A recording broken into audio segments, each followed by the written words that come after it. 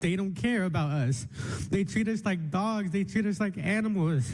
A 16-year-old boy's emotional testimony about the impacts of ICE in the community at a Hillsborough City Council meeting last week that has now gone viral.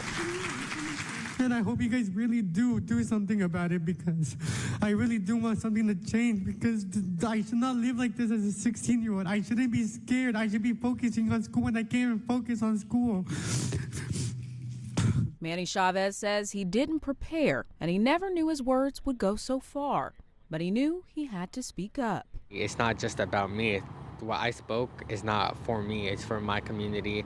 It's for all colored people. It's all for my Hispanic culture. Since the meeting, Chavez has started a fundraiser to create a Hillsborough Immigration Support Fund, which he says will support families impacted by the increased ICE arrest in the area with financial and legal help.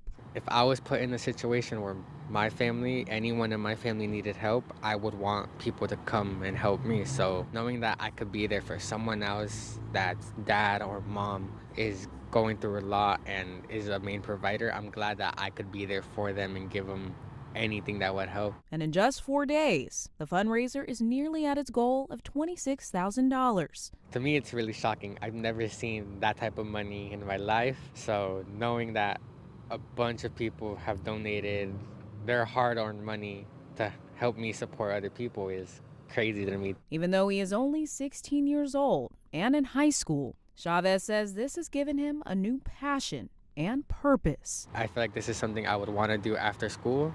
Instead of go to college or something like that, this feels like it was kind of meant for me, so I really do want to keep doing this.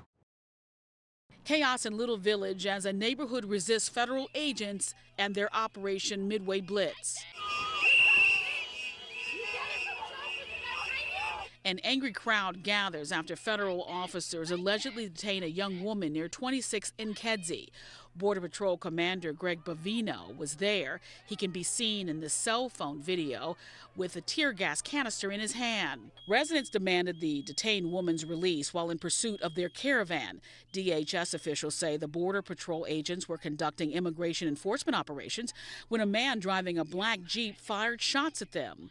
25th Ward Alderman Byron Sigcho Lopez says cell phone video recorded by a resident shows something different. It's very clear. They came out of the vehicles, pointed weapons, and they used tear gas at people.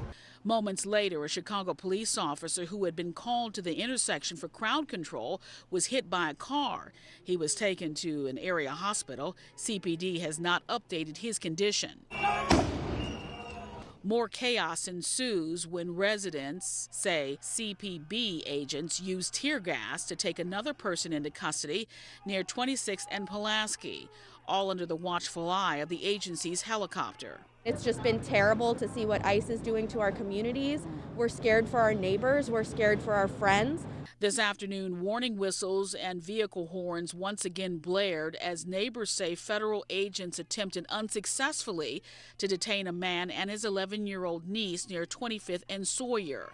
Tensions flared after CPD once again was called for crowd control when federal agents left after claiming a vehicle rammed their SUV. Oh my God. Oh my God. Is he seizing? I think is he seizing? Video obtained by CNN shows a man apparently having a medical episode during an immigration and customs enforcement arrest. The incident happened when ICE officers were detaining a woman identified by the Department of Homeland Security as Juliana Malena Ojeda Montoya. The Department of Homeland Security said in a statement she's an undocumented immigrant from Ecuador who in August allegedly, quote, repeatedly stabbed her co-worker with scissors and then threw a trash can at her victim. She was in an SUV with her husband, Carlos Sebastian Zapata, and their daughter when ICE stopped them. Zapata told the Boston Globe that he, quote, lost consciousness while clinging to his wife as federal agents tried to pull her out of the SUV. In the video, agents can be seen tapping Zapata's face as if to get him to regain consciousness, then putting him in a headlock as they pull him out of the SUV. Zapata told CNN affiliate WCVB he believes an agent used a stun glove on him that caused him to have a seizure. Zapata told the Globe the couple have pending asylum cases and valid work authorizations. He said they crossed unlawfully into the US a few years ago and later turned themselves into immigration authorities and applied for asylum. DHS said medical personnel found, quote, no legitimate medical emergency, and Zapata was allowed to leave with his child.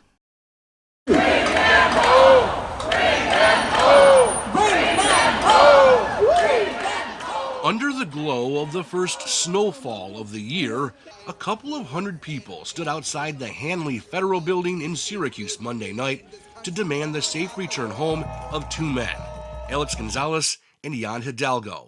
The couple, who were recently married, were detained by ICE officials last month. Their story is no different than the previous generations of immigrants who came to central New York.